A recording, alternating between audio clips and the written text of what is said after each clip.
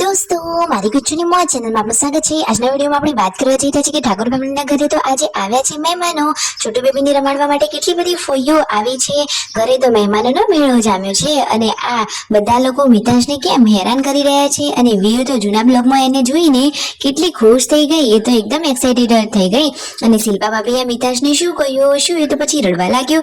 બધી જ માહિતી મળશે તમને આપણા આ વિડિયોમાં। મારી ચેનલ પર નવા હોય તો ચેનલને ફટાફટ લાઈક શેર અને સબસ્ક્રાઇબ કરી દો। Full video in Thakor family blog channel દોસ્તો ફૂલ વિડિયોની લિંક ડિસ્ક્રિપ્શનમાં મૂકેલી છે, ત્યાં જઈ તમે આખો વિડિયો વોચ કરી શકો છો।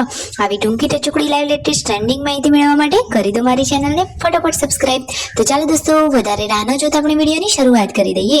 તમે વિડિયોમાં લાઈવ જુઓ કે આ દાદીમાં તો હવે આ કાનોડાને રમાડી રહ્યા છે અને પૂનમ ભાભી કહે છે કે જુઓ તો ખરા, એને તો નાકના ટેરવા ફૂલી ગયા છે, અરે એને તો છીંકો આવી રહી છે, જુઓ નજીકથી નિહાળો તમે પણ આ ક્યુટ કાનોડાને, એકદમ માસૂમ ક્યુટ કાનોડો છે। દાદી માને એને રમાડી રહ્યા હતા અને પછી જમવાનું રેડી કરી રહ્યા છે। સરસ મજાનું મગનું રસાવાળું શાક બનાવી રહ્યા છે અને ઘરે એટલામાં તો આવી ગયા છે મહેમાનોમાં કોણ કોણ આવ્યું છે? તો છોટુ બેબીને રમાડવા માટે તેની ઘણી બધી ફઈઓ આવી છે। જુઓ તો ખરા કે આખો રૂમ જ ભરાઈ ગયો છે, ફઈઓ પણ આવી છે ને સાથે આ સબસ્ક્રાઈબરો પણ આવ્યા હતા। તો રૂમ તો આખો ભરાઈ ગયો અને છોટુ બેબીને બધા લાડ લડાવી રહ્યા છે।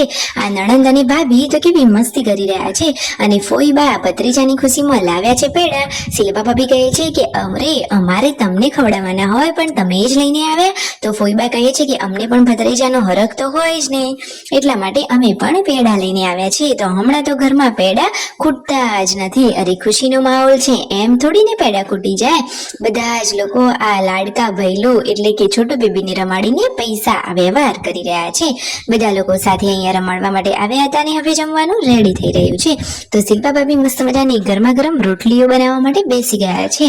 ગરમા ગરમ જમવાનું રેડી ને પછી બધા લોકો બેસી જાય છે જમવા માટે। તો શિલ્પા ભાભી, રાકેશભાઈ અને સાથે આ યશુ બધા લોકો સાથે જમવા બેઠા છે અને મહેમાનોને હવે જવાની તૈયારી હતી, તો બધા લોકો એમને મૂકવા માટે અહીંયા બહાર આવી પહોંચ્યા છે। એ તો હવે જવાની તૈયારીમાં છે અને સાંજે બધા લોકો ચા નાસ્તો કરવા માટે બેઠા। તો ચા અને સાથે છે સરસ મજાની આ ફરસી પૂરી। તો બધા લોકોને આજે આ ક્રિસ્પી ફરસી પૂરી ખાવાની મજા જ પડી ગઈ, પણ મિતાંશને થોડી ને ચાલે, એને પણ ખાવી હતી। તો રાકેશભાઈએ એમના સાથે જે એક પૂરી હતી એમાંથી પણ અડધી કરીને મિતાંશને આપી। એ તો રાજીના રેડ થઈ ગયો, ક્યુટ કાનોડો છે। અને જુઓ તો ખરા કે સાંજે એવી રસોઈની તૈયારીઓ થવા લાગી છે। તેમના મમ્મી તો અહીંયા ભેંસ દોવા માટે બેસી ગયા અને સંજયભાઈ હવે આ શું કરી રહ્યા છે?